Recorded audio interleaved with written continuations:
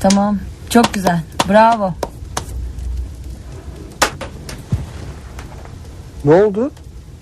Demin üflerken gözüme bir şey kaçtı. Dur bakayım. Dur. Aç. Tamam geçti. Yok bir şey.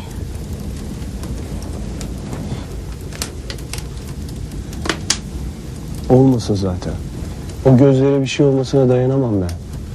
Ha, öyle mi? Ne varmış gözlerimde? O kadar güzel ki gözlerin. Daha önce hiç görmediğim kadar güzeller. Sende öyle bir şey var ki hiç alışık olmadığım bir şey. Daha önce hiç bilmediğim, tanımadığım bir şey. Umarım ki o bilmediğin şeyleri öğrendikçe ve beni tanıdıkça hayal kırıklığına uğramazsın. Hiç sanmam.